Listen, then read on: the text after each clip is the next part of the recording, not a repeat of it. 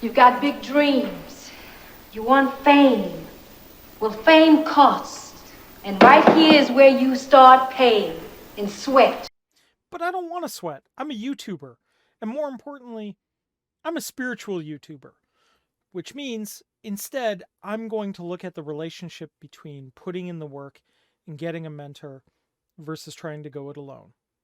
Because, ladies and gentlemen, I am Corione, your witch in residence. And I don't need fame to live forever. I'm working on some alchemical stuff for that. Now, all that being said, joking around, seriously, I do want to talk about the mentor mentee relationship and how that works from my perspective and why it's super important. But before we get too deep into it, I just want to say, guys, thank you so much for subscribing. I really appreciate it. If you haven't yet subscribed, please consider doing so. We are a pretty awesome channel.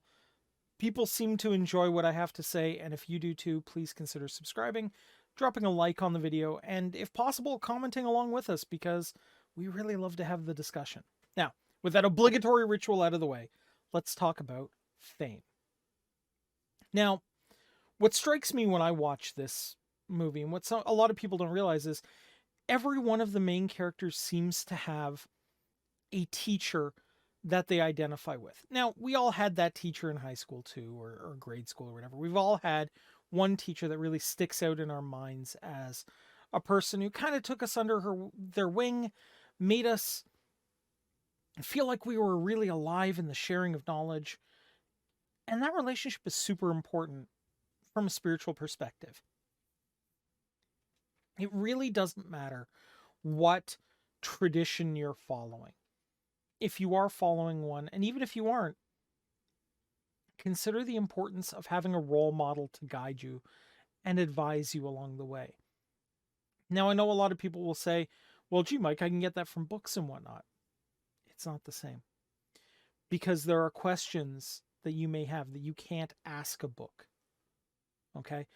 It's important to ask those questions and to get feedback on those questions and to understand their relevance and importance to what you're doing. I've been incredibly fortunate to have some amazing mentors along the way that, even though sometimes we didn't completely see eye to eye on, they were willing to take the time and work with me and help me learn and help me see why they had the perspective they had. And truth be told, even to today, some things we still disagree on, but the things we don't disagree on are the fundamentals of the practice and the concepts that are the core tenets of our beliefs, because they hit it home. And they hit it home by not just having successfully done it, but by living those core tenets. Okay?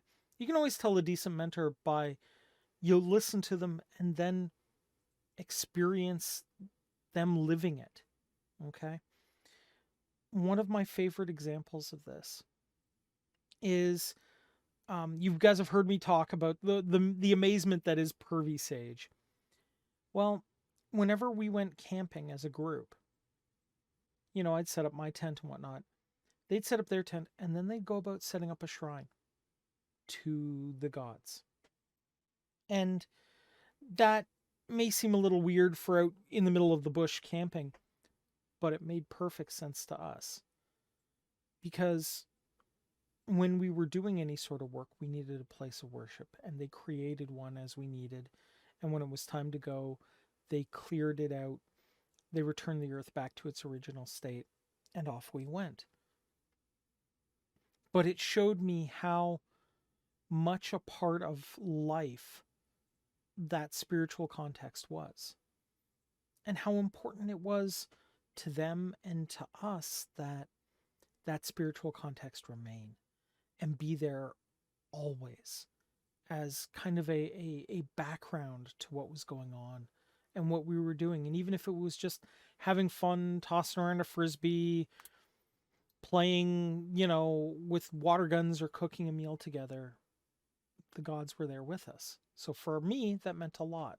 Now, your mentors may have different concepts, connections, ideals, but it's still important to see those, and important to see them living what they're espousing. Because if they're not living what they're espousing, they're not going to be a great mentor to you. Okay? Take a look at the best teachers that you had. They lived their lessons, right? They were able to teach that stuff because they experienced their time in on the industry. One of my favorite teachers was actually an electrical engineer who had spent a lot of time around the machines that he was now teaching and talking about because of how important it was for him to have the on-hand experience. He could laugh with us when certain circuits were terrible, right? Because he'd gone through that same problems and same joys that we had. So these are important things to keep in mind, especially if you are looking at one day transitioning from being the person that is being mentored to being the mentor, right? Live your truth. Be ready to answer those questions. And if they come up with a question you don't have an answer for, work with them to find the solution. That's what this is about.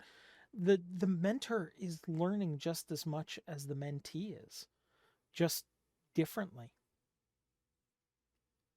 And that's what I see a lot in fame too, is these old guys who are teaching at this academy are also learning from their students and seeing new and unique ways that they're presenting things. And they grow from the exchange as well. A mentor-mentee relationship should always be a dialogue that should be evolving and growing from the person having the knowledge of a child into a potential partner. Because at the end of the day, it's other creators we seek. We don't seek better tools for better tools' sake. We don't, as a species, seek other writers out because we just want to acknowledge somebody, somebody's greatness. No, we seek other creators so that we can learn, we can grow, and we can create alongside them. We seek partners in our journey. And finding a mentor is a fantastic thing to do to help you grow and help you learn. Now, I'm going to jump a little bit into the Wicca experience because one of the complaints I hear all the time on my side of the equation is I can't find a mentor. I can't find somebody to learn from. So I'm going to go through quickly how to do that, or at least how it's traditionally done. Now, way back when being in craft was very, very taboo, what you would do is you would find out that there is a meeting of people discussing, say, for example, classical pre like medieval poetry or whatever. And you'd go to the meeting and people would suss you out. It was the fishing pond, if you will. And what would happen at the fishing pond is they would take a look at you. They would see if you were aligned with what they were thinking. And if they were, you would get invited to somebody's place to discuss it. And then potentially you would be brought into the group. Modern day, it's a little easier. That usually what happens is there is a local get together of some sort, or a metaphysical conference, or a discussion on, introduction to Wicca or what have you. And you go there, and then the fishing pond event sort of still happens. So if you want to get picked up by a mentor, engage, share your knowledge. Don't overshare, but just share and be relaxed and be friendly and kind. And you may be approached by somebody to, say, get together with their friends, and then those friends turn out to be their actual coven mates, and they're sussing you out for the compatibility to the group. That's usually how it works. And then you have kind of the super modern thing where, or at least what happens in Toronto a lot, is there is a actual Wiccan church in the area that's open to the public. You go there a couple of times, you show your potential, and somebody will pick you up as a student. So there are ways to go about this. If anyone is having trouble finding a group, please reach out. I am more than willing to try to assist you and use my contacts to try to get you at least someone to see what potential you have and what you can bring to craft. So I know, for example, also believe it or not, this is actually pretty similar to how it works in Christianity. If you decide that you want to go in for divinity classes, that is their kind of fishing pond, where they will then find a pastor to mentor you after that if they think that this is the right path for you. And that's when you start getting into your holy orders. For Judaism, I understand that you do have to go to school to it. And then there is the rabbinical council, which you have to prove yourself worthy of. But even then, you're still put with a group of wise people to instruct you, to help you learn. It's a different kind of mentoring system, but it's still there, right?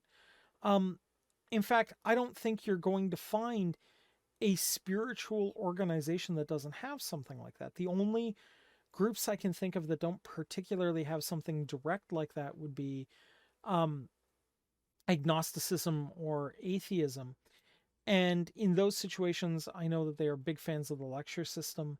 And then perhaps you can find a mentor at one of those lectures. I'm be honest, I'm not particularly framed in that community, but I would imagine it works very similarly.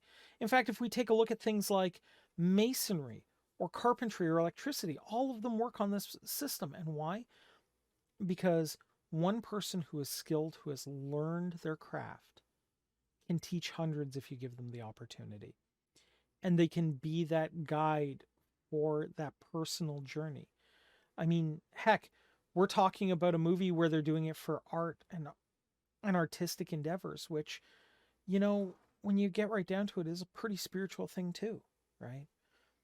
In fact, any work where you, for lack of a better term, put your soul into it, it's a spiritual act. We have in our community some pretty amazing people that have very unique skills. We have a blacksmith that is fantastic at his work, and his work is an expression of his spiritual connection to the universe. We have a beekeeper who feels the same way. And to be honest, there's a lot of cool stuff about bees. At some point, I want to find a movie that lets me talk about bees a lot more because they're pretty cool. Who knows? I may be able to even bring in a couple of beekeepers to discuss it. But the point remains, it's a spiritual endeavor, and any sort of spiritual endeavor requires somebody who you can sit down and pick their brain of. Because without that, you're navigating without a compass. And that can only work for so long. And when you want to explore further, you need that compass to be able to find your way back to your home. And so I'm going to ask you all to reach out and talk about in the comments situations where you've had a mentor or you've been a mentor to someone, and just talk about how amazing an experience it was. Or if it was terrible, give us your feedback on that too. And maybe we can find you a mentor better suited to what you want to do. Now, with all that in place and all those discussions had, I'm going to close this episode out. Thank you very much, guys. Merry meet, merry part, merry meet again. Take care, everybody. Bye-bye.